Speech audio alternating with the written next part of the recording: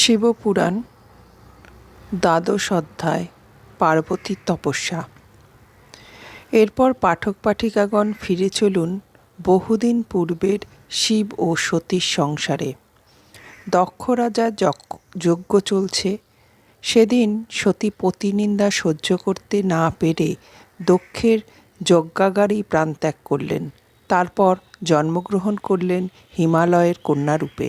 তার নাম হল পার্বতী। ক্রমে পার্বতী বড় হয়। তিনি পুনরায় শিবকে পতিরূপে পাওয়ার আশায় দুজন সখীর সঙ্গে শিবের সেবার জন্য হিমালয়ে গমন করলেন। সেখানে মদন দহন ব্যাপারে লক্ষ্য করে ফিরে এলেন পিত্রালয়। ব্যর্থ মন করে উঠেছে হাহাকার।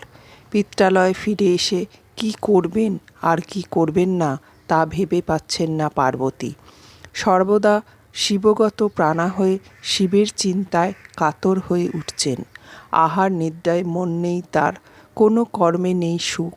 তিনি চঞ্চল, উদ্বিগ্ন ও অস্থির, মানসিক যন্ত্রণায় পীড়িতা। একদা নারদ তার কাছে গিয়ে শিবকে পাওয়ার একটা উপায় বলে দিলেন। হে গিরিরাজ নন্দিনী, তুমি অবিরাম শিবের স্তবস্তুতি করো, তপস্যায় মনোনিবেশ করো। তিনি তপস্যার দ্বারা যত প্রসন্ন হন অন্য কোনো কিছুতে ততটা হন না। একথা শুনে পার্বতী পুনঃ শিবের তপস্যায় মনোনিবেশ করার জন্যে দুই সখীকে বললেন। সখীরা হিমালয়ের কাছে গিয়ে বলল, হে গিরিরাজ, আপনার কন্যা পার্বতী শিবকে পতিরূপে লাভ করার জন্যে তপস্যা করবেন। দেবশ্রী নারদ তাকে এই উপদেশ দিয়েছেন। অন্য কোনো উপায় সেই দেবাদিদেবকে লাভ করা যাবে না। তাই পার্বতীকে তপস্যা করার জন্যে আপনি অনুমতি দিন। দুই সখীর কথা শুনে হিমালয় চিন্তা করে বললেন, এ তো পরম সৌভাগ্যের কথা, আমি খুশি হয়েই অনুমতি দিচ্ছি। তবে তার মা মেনকার অনুমতি নিলে ভালো হয়। যদি সেও অনুমতি দেয় তাহলে আমার কুল ধন্য হবে। এর থেকে মঙ্গলকর আর কি আছে। গিরিরাজ হিমালয়ের অনুমতি পাওয়ার পর সেই দুই সখী পার্বতীর মায়ের কাছে গিয়ে বলল, হে মাতো, আপনার কন্যা মহাদেবের তপস্যা করার জন্যে মনস্থির করেছে। গিরিরাজ তাতে সম্মত হয়েছেন। এখন আপনার অনুমতি পেলেই উমার বাসনা পূরণ হয়।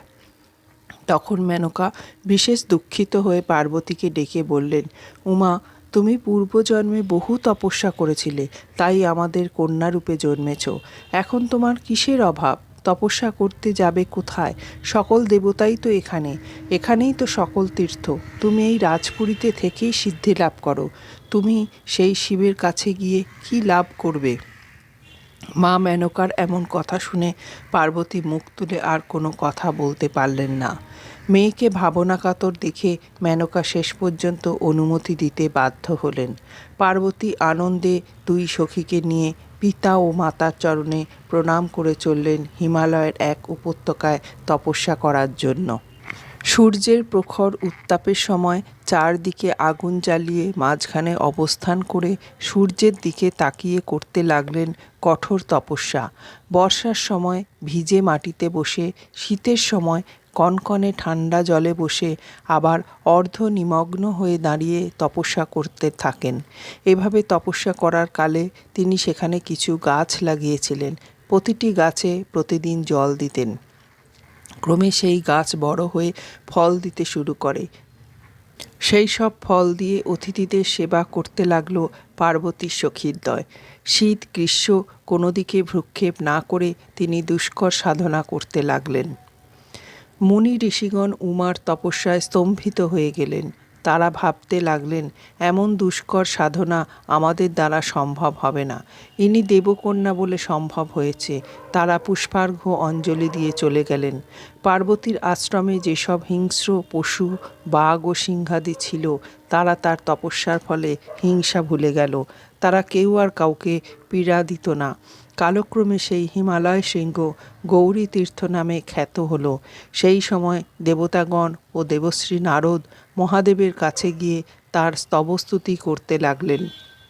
তারপর বললেন, হে দেবাদিদেব মহেশ্বর, হিমালয় কন্যা পার্বতী কী নিদারুণ তপস্যা করছে, দেব ও দানবের দুর্লভ সেই তপস্যা। আপনি তার প্রতি সন্তুষ্ট হয়ে তাকে ফল দান করুন। কথা শুনে মহেশ্বর বললেন, দেবগণ দুষ্কর তপস্যা করে আমাকে দেখতে পায় না, আমি কিন্তু সেই গিরিনন্দিনীকে সর্বদা সামনে দেখেছি। সেও আমাকে তার সম্মুখভাগে অবস্থান করিয়ে রেখেছে। আমি তার তপস্যায় বশীভূত। আপনাদের হিতকর বাক্য আমি অবশ্যই পালন করব।